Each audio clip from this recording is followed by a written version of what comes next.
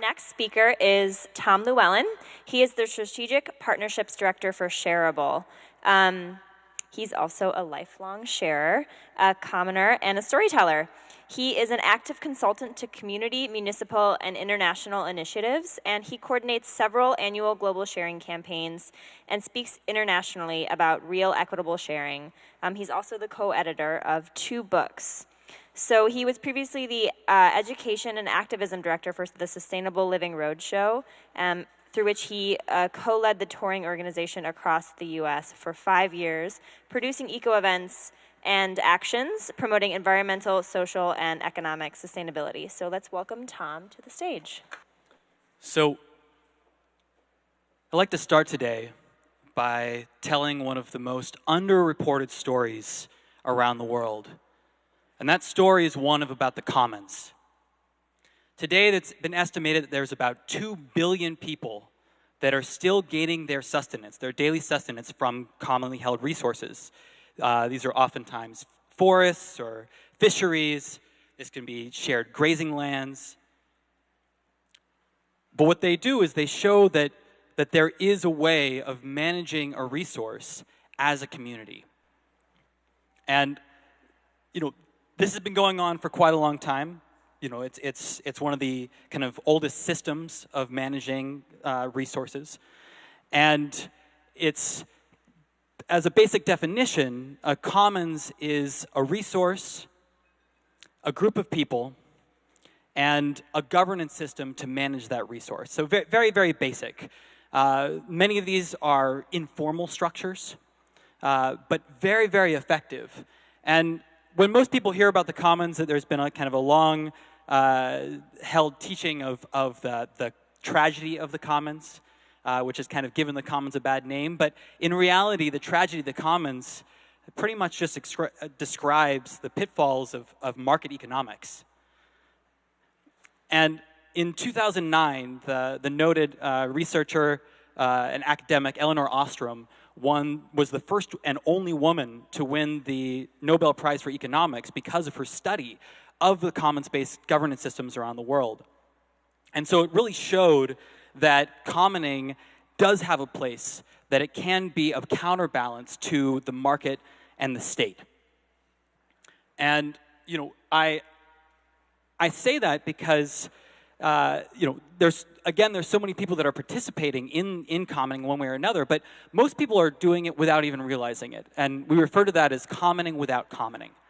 And I was very, fortunate to be raised in a small community that's hidden in the middle of the San Francisco Bay Area, in this kind of rural-urban hybrid of about 225 people that people don't know about on all sides. And I see people in the Bay Area just smiling at me right now saying, "What are you talking about? I've never heard of this before." And it's this hidden enclave. And in that community, I really got to experience what it was like growing up kind of in a village. And we manage all of our own roads. We have a community governance systems to make decisions and deal with outside entities. We have an internet mesh network that's set up throughout the whole community because, our local ISP wouldn't run high-speed internet to our community because it was too rural, and yet in the middle of the Bay Area. And we have a community-managed herd of goats that we move around throughout the community as part of our fire mitigation plan.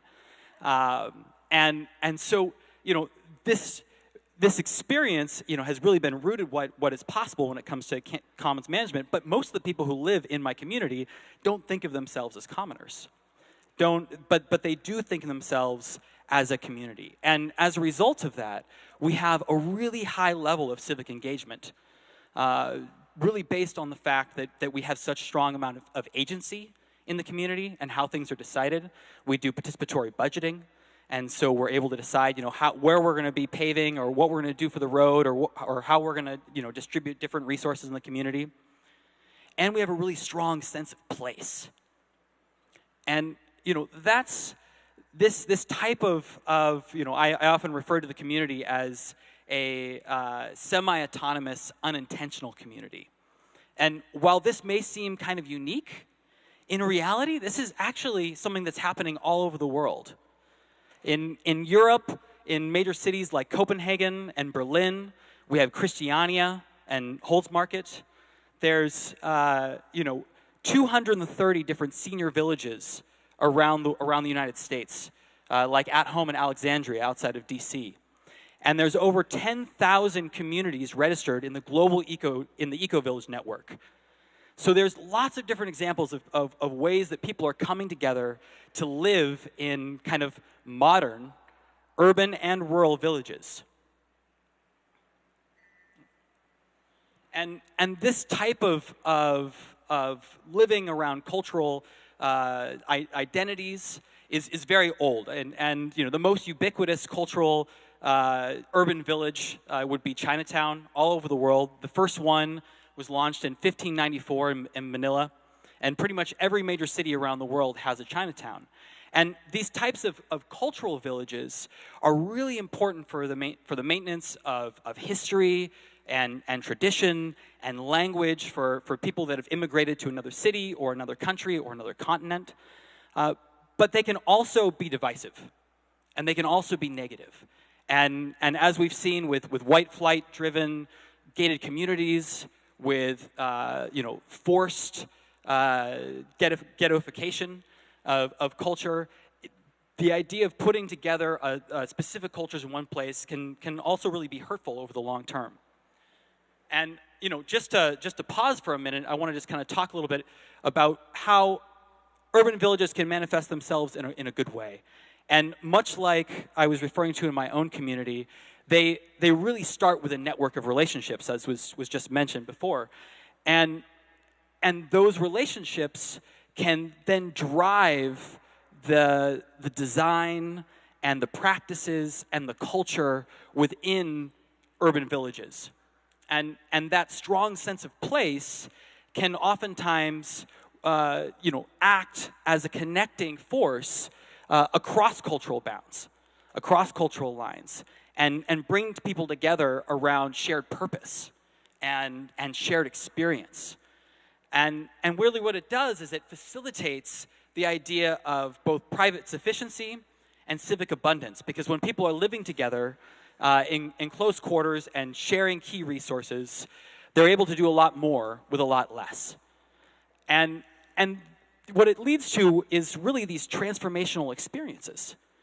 Because when you're actively sharing with people in your neighborhood, when you're interacting on the street and having deeper conversations because you know people, you know people's children, you know people's family, you've grown up in those places, or you're participating in the same clubs, the experiences that you're having on a daily basis are much deeper. And transition is a great example of that as well, and the ways that people are coming together around those shared experiences. So I just want to talk about a few different urban villages, and I'm going to have to go very fast. But A Place for Sustainable Living is in Oakland, California. This is an urban village that I co-founded in 2011 as part of the Sustainable Living Roadshow. We have, there's about 8 to 10 people who live on site, an urban garden, fab lab, makerspace, event space, co-working, and there's an interaction between the community. When we first went there, we went door to door for about 4-block radius, invited everybody in the community to come and participate, and we've been able to develop amazing relationships with the people within that community over the last 6 years. Participatory City in London just launched last November, and they received about $8.5 million for a 5-year project with a goal of within 2 of the districts, which are projected to have the most development over the course of the next 10 years, to be able to try to mitigate the issues of gentrification and really pull together those boroughs. Their goal is to engage with about 25,000 people, launch 250 projects, and 100 businesses. And they're already off to an incredible start. I was there in June, and it's really beautiful what they're doing. Intersection Repair is part of City Repair in Portland, Oregon, looking at the ways that you can make an entire city a village through placemaking, community connections, and also working with those that are unhoused through their village network. Sungmasin Village in Seoul. And they're in the mountains just outside the city center. They launched in 1994, first with a preschool, Then they fought a battle against the city that wanted to put in a waste treatment facility and cut down all the trees in their community. And from that organizing work, built incredible relationships, which has led to the development of a number of different services, from schools to community cafes and theaters, and they run it really as both an economic and social village. And this has really led to the kind of going from just the villages to looking at cities as a whole and how cities can become sharing cities. And so we've been working at Shareable for the last 2 years to produce this book, which there's different cards on people's tables. You can get a free digital copy, or you can get a copy from me. And we work with a group of 15 fellows from 9 different countries, looking at housing, food, waste, water, energy, all the different ways that people are meeting their needs from a commons perspective, and the ways that cities, through beneficial public policy, are enabling citizens to participate in the provisioning of core city needs. We've also been looking at disaster. And as was said, last year we faced some of the worst disasters in the United States history. We had multiple major disasters all over the country, and these are only just growing. And so we've been working with Transition US, Post Carbon Institute, and an organization called New Stories on a project that's called From Stories to Action, looking at both the ways that we can learn from the ways that communities have previously come together during disasters, as was said, through their different examples of disaster collectivism, and then implement new resilience projects. And that's led to The Response, which is a podcast and radio documentary series which has been broadcast all across the country, just launched a few weeks ago, excuse me. And there's cards for that on your table as well. And, I just like to finish by saying, a person is a person through other persons, as Desmond Tutu once said. And really, we become who we are through our relationships with other people. And urban villages are one way of accomplishing that. One of many. But really, if I could just ask 3 things at the end, would one, listen to the response and see how people are really using disasters to the benefit of their communities, how people are coming and not just rebuilding, as was said, after a disaster, because oftentimes the systems that were already in place were disasters unto themselves, but really improving their communities, improving their connections with each other as a result of those disasters. Get your copy of Sharing Cities. We've got, like I said, there's free copies all over the place. Learn from those 137 different case studies and city policies to figure out how best to engage and build beneficial projects within your communities. And then engage more people in your work. Not just, through doing, community benefits agreements and surveying, anything else like that, but actually in your day-to-day work. It's so much more enjoyable to work with other people, to collaborate and to share, than to work on your own. And it's really easy for us to get siloed and to just focus on our own projects and to, put our heads down because we're doing good work. But I really encourage you all to engage more people, especially for the long haul. If we're going to be successful, we have to collaborate, and we have to really enjoy the work. And that joy will come out through collaboration. So thank you.